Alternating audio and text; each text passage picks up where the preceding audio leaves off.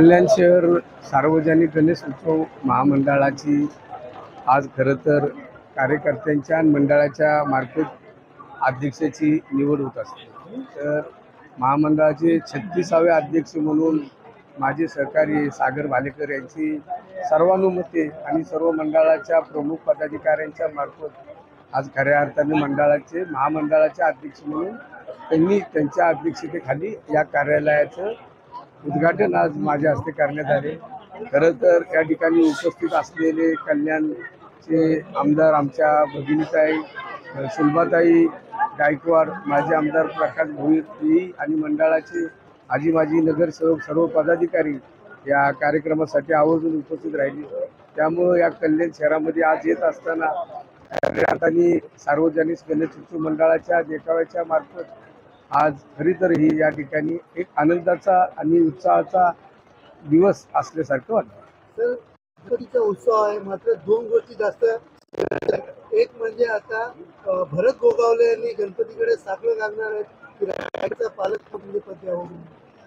तो जो निर्णय आहे तो निर्णय खरं तर आमच्या महायुतीचे सर्व वरिष्ठ नेते असतील, राज्याचे मुख्यमंत्री देवेंद्रजी फडणवीस असतील, राज्याचे उपमुख्यमंत्री एकनाथजी शिंदे असतील, राज्याचे उपमुख्यमंत्री आदरणीय अजितदादा पवार असतील, तो जे निर्णय घेतील तो निर्णय सर्वांना लागू आहे। दुसरीकडे पाहायला गेलं तर गणपतीला डीजे वाजवा आणि डीजे सोडून ढोल ताशे वाजवा, पैसे कमी पडली तर माझी बॅग उघडी, असे संजय राऊत त्यांच्यावरती संजय राऊत यांनी टीका केली आहे संजय गायकवाडवरती की भ्रष्टाचाराच्या पैशांनी गणपती बसवत आहे। ती कल्पना मला माहीत नाही, मी ती बातमी पण पाहिली नाही आणि मला समजली नाही, त्यामुळं त्याच्यावर उचित उत्तर देणं मला योग्य वाटतं।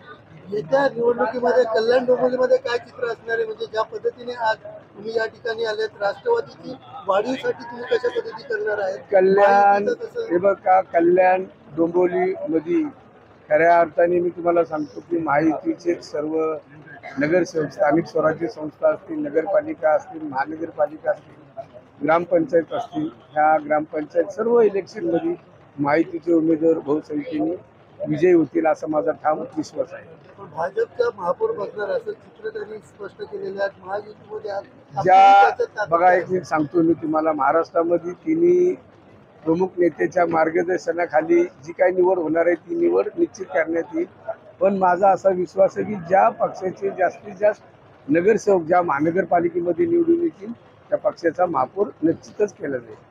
आपल्याला वाटतं की आपल्या पक्षाला जे नगरसेवक सर्वात जास्त येतील त्या पक्षाचा महापौर केला जाईल, हे वरिष्ठ पातळीवर निर्णय घेतला जाईल। दोन्हीमध्ये काम करत असताना महाराष्ट्रामध्ये आदरणीय देवेंद्रजी फडणवीस साहेब असतील, आदरणीय एकनाथजी शिंदे असतील, आदरणीय अजितदादा पवार असतील, RPIचे नेते रामदासजी आठवले असतील, त्यांच्या युतीच्या जोरावरती महाराष्ट्रामध्ये पुन्हा एकदा सर्व ठिकाणी महायुतीचा जास्तीत जास्त संख्येने नगरसेवक प्रत्येक ठिकाणी किंवा लोकप्रतिनिधी म्हणून निवडून येतील।